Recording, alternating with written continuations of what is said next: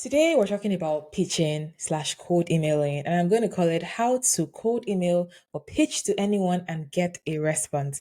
I have some experience with this, but beyond my own experience, I have done quite a bit of research. And you may think that the spray and pray method works because you can just reach as many people as possible. But for me, I have seen the value of taking the time to make the person, like to research the person that you're talking to, and just what that little additional effort does for you. My name is Fakwa Nkwacha, and before I ever really posted on social media for my gift box business, which is on hold at the moment, I had made 1,200 from cold pitching to people. Actually, the first person I pitched to, we had a great call, and then she recommended me to her colleague, and so I ended up working for two people, corporate clients, before I ever posted anywhere or before anybody even knew what I was doing. This thing works. I've tried to make it concise so that you can take it and run with it. I'm a business coach, and this is actually first for my clients because I'm talking to service providers, VAs, OBMs, and they're finding that they're pitching quite a bit. And I'm reviewing their pitches, trying to make it better. But I'm like, you know what? I'm just going to make you a resource. So if you have to pitch to get clients, you're in the right place. If you want to get more comfortable with it and do it in a way that is human and like actually establishes human connection first, you are also in the right place. So we're going to talk about what to include in your pitch, how to research people and know what is relevant to them, what crafting a compelling subject line looks like, how to infuse what you find into the email you're sending, how to be clear and concise because ain't nobody got time to be reading epistles, how to make the ask, how to make it manageable, how to provide value, how to follow up a little bit, and then obviously making it all make sense and getting the sale because this is just that process of getting somebody interested and you actually have to get the sale. Okay, I'm racing against time, so let's do it. The first thing you want to do when you're cold emailing or pitching to someone is to research the recipient. Now, this means that you have to a good extent, know who you're serving, right? The better defined your audience is, the easier it is to reach them. If you say, I am a virtual assistant, okay, you could be virtual assistant to doctors, to course creators, to tech startups, and maybe, yes, you can serve all of them in theory. But what if you narrowed it down to a subset of people, right? Maybe in a region, maybe that share a certain characteristic, as in they're solo entrepreneurs. There are definitely smaller facets you can narrow things down into. I have a client who has a course for Japanese speaking people that want to improve their pronunciation. And she found that flight attendants particularly enjoy that course. And so she's targeting a very small set of people.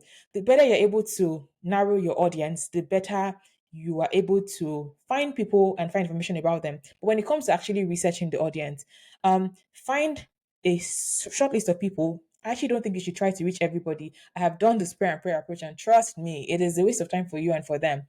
Look at, if you're looking to reach a brand, look for their press releases. Read the press releases to figure out what's important to them in this season. You might even find their emails right there. Look at their social media, see what they've posted about recently, and even things like travel, what they're doing can impact how you pitch, what you say in the email, right? An example could look like, I listened to you or read your talk about something, insert something about their work, and your views on this subject resonated with me, something like that. So like the first line of the email is infused by what you found out in your research. Like, it's important because it shows that you've taken the time to research them and you understand their work and their interest. Even little things like if maybe they've just recently been to a Spanish speaking country and you greet them hola, it shows that you care and they might be drawn to things like that. So researching the recipient is really important because it means that you've taken the time to understand what this person does and how your work aligns with them, because that's another thing. There should be some points of alignment. Okay, the second thing, really, which is the most important thing, is crafting a compelling subject line. Subject line is what makes people open the email. So it's even more important than the email itself, right? A strong subject line is what gets your email opened. And it's important to look for mutual interests and that you can highlight in that subject line. For example, if you found that they did have the talk, you can have that be the subject line. Loved your talk at um Gatino last week and something like that, right? A subject line that actually mentions the research you found is important. It also has to be concise enough to allow them to read it. Somebody else who I listen to, Sam Sales, talks about how you can, things that may not make sense to anybody else. Like maybe you, it's a little bit creepy, but maybe you research and you found out the dog's name, and you also have a dog that is a similar breed or something, and you put like Scooby plus um plus Fokwe virtual assistant services, something like that. Like it doesn't make sense to anybody else, but if my dog's name is Scooby, best believe I'm going to open that email, right? And so making it specific, and if you can make it relevant to their work, it's better. I know there's a fine line between being creepy and being relevant, so tell that line very carefully, right? So the point of this subject line is to just show immediately that you are engaging with a real person and that you understand their interests. You've done the homework to show that you know them essentially. So don't think this should be a last minute thing. But if all else fails, put their name X U, like Fakwe X Kim's VA services or something. But the more work you do here, the better for you. Okay. Now, the third thing is to make it about them. You have to focus on their needs. Most people try to start their emails by writing, "Oh, my name is Papaya and this is what I do." Mm-mm. Start the email focusing on your recipient, right? Ideally you want to reiterate what you said in the subject line, like explain it a bit more. Maybe you now you explain how you, oh, I really love how much how you are championing, the rights of women in Uganda. I watched your TED talk on this and it really resonated with me, like that. Put that in your first line. If you see on their social media that they spoke at a conference last week, use that. If you see that their company is, starting a new line of something, put that in the first line to show that you're up to date on their work. Hopefully they do something on social media, LinkedIn, Twitter, Instagram. If not, check their company's press releases and see what they're up to these days, right? The point is demonstrate that you know about their work. And this is important before you introduce yourself, even because yes, they opened it, now they have to get into it. So you're still trying to get their attention. Fourth thing is to be clear and concise. Keep it simple. Keep it simple. It's important to be brief in your cold emails because they don't know you yet, right? So you're still gaining their trust as they're reading line by line, right? So you don't want to have this be the longest thing ever. There's a time for that. Keep it brief all through your sentences. Keep them short. You're introducing yourself. Keep it short as well in your ask. By the way, by the end of this, I'm going to give you an actual sample email so they're actually able to see what this looks like when it's put together. In your ask, start small. You don't have to ask for a job in the first email. You don't have to ask for an introduction to somebody else in their network. A small ask is an example of a small ask is to actually get them on the phone. I think it's really important to actually talk to people. Nothing establishes human connection more than that. And if you're able to speak eloquently, even better for you. I was wondering if you had 15 minutes over the next couple of days um to discuss outsourcing your admin tasks to VA, and hyperlink that 15 minutes so that they can book a call. Something small like that, a low commitment like that helps increase the likelihood that they'll actually answer you because they don't know you yet. So you're still trying to get them to get into your world. Okay. It's important to provide value, right? Like in value is just sometimes I compliment.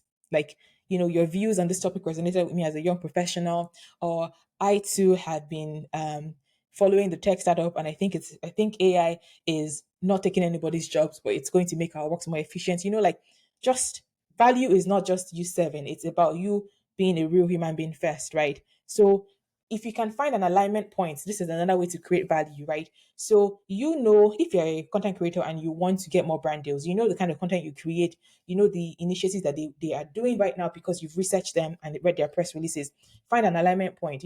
I at Fopsy, I'm currently focusing on stories of resilience for the next year, interviewing Black startup founders. That's something I hope to do in the future, by the way. And I see that you have an initiative to spotlight 50 Canadian small businesses. You've that's just valuable because there's an alignment point. So if you can find a point of alignment, do that. It's a way to provide value. The seventh thing is follow up. Okay, so the fact that you get all of this right doesn't mean that they're going to immediately like open it. Ideally, yes, they will open it, but my personal rule is follow up at least 3 times before you give up. Um, some people can follow up endlessly and it can feel like, okay, leave me alone, and then they'll block you. But being blocked is not the end of the world. It just means that they don't want you and then you move on to the next person. But following up is where the money is really in. The money is in the follow up. So follow up once, twice, 3 times, follow up over different platforms. Maybe you sent an email now, reach out on LinkedIn, you know, follow them there as well so you can engage with them. And maybe in a couple of weeks, you can say, by the way, I emailed you and I was hoping if you when you get a chance, would you please be able to respond? Because people are busy, remember. So don't hold it against them if they don't respond to you immediately. Follow up, right? It's important to follow up and be consistent but also be polite and know when to back off and move on to the next. A phrase I like to use is bless and release. Like if somebody says, no, it's okay, don't hold it against them. Don't say this person is like they're never going to make it, like, or like they've lost the greatest thing. It's okay. Just bless and release and replace them with somebody else. Okay. So very important to research. Know that subject line is important. Personalize it to make sense to them. Be concise so that you're not writing an epistle. Make the ask small enough so that they can actually say yes to it or no. Also specific enough, right? Linking your portfolio is not enough. What are they supposed to do with that? Like that's if you don't ask them for something specific, they can't act on it. Like the point is you should be able to read your email and say, can they say yes or no to this? Right? If not, then it's not really specific enough. Provide value and follow up. So I want to wrap with an actual full email sample. I'm going to read it from beginning to the end. And this is provided by Mochivious on Twitter. She has this really great thread that I also just love that I think does a great job of showing the importance of cold emailing and doing it well. This is a way that people have been getting business for ages. So don't feel spammy or salesy. The point is for you to, when you've researched somebody and provided sufficient value, asking for the sale is a natural part of the selling process. Like, so don't feel spammy or anything. People can block you, they can unsubscribe. Ideally, if you are going to do this in an automated manner, you should allow them have a way to unsubscribe. But if you're personalizing it one by one and you know when to stop, then it's also fine. This is just part of how you're getting sales. Okay, here is the example. Hello, Miss XYZ. This is kind of context specific because some people in some parts of the world, you can just say hello, John, hello, Bob. But in other parts of the world, you might need to say Miss because it's disrespectful to call people by their first name. So know who you're talking to and what part of the world they are. That's part of your research. Okay. Hello, Miss John, not Miss, Miss Lydia. I listened to you at insert event or read your article and maybe you link the article and your views on insert subjects resonated with me as a young professional. My name is Becky, and for the last couple of years, I have developed a keen interest in insert your area of work. I was wondering if you had 15 minutes over the next couple of days to discuss insert topic or introduce me to insert person. Right? I'm generally flexible and happy to work with a time that suits you. Here's my resume slash link slash web page. So you link something there.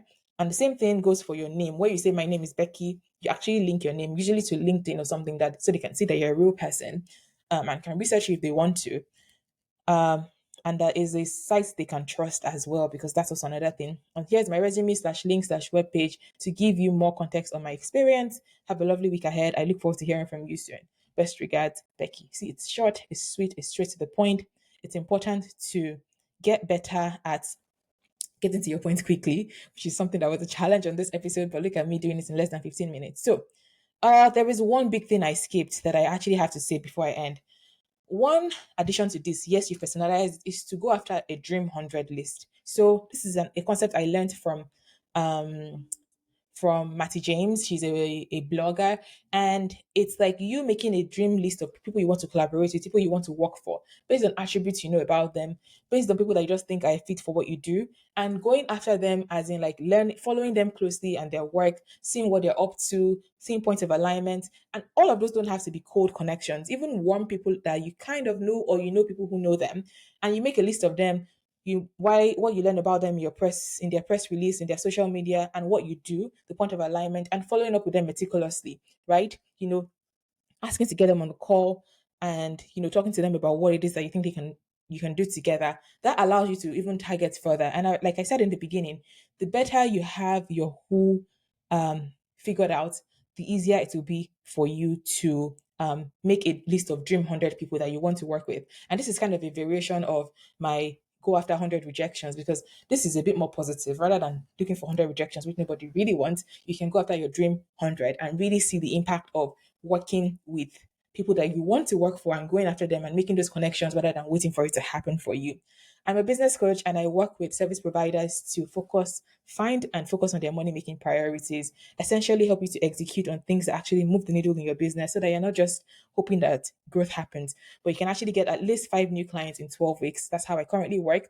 If you are looking for a coach or you need help with execution and getting things done, we should talk. The best way to reach me is to head over to fopsy.ca/call. Fopsy is spelled FOPSY.ca/call. My name is Fopa Nkwacha, and around the web, I'm at fopsy.ca for my business, and personally, I'm at Fopsy the Great. I look forward to connecting with you. Happy pitching. If you personalize it, if you go after your dream post, the connections are limitless. And imagine if you actually set a target of how many people to reach every day and you do it and you're following up meticulously. The sky is your limit. Okay. All right, people. Make sure to subscribe, to follow wherever you're listening, and leave a review if this has been helpful. I want to hear from you as well. If it has been helpful, DM me and let me know what has worked. And if you get that, the big contract, don't forget to pay tight to me. Actually, maybe to God. All right. Subscribe. And if you need a coach, give me a call. Bye.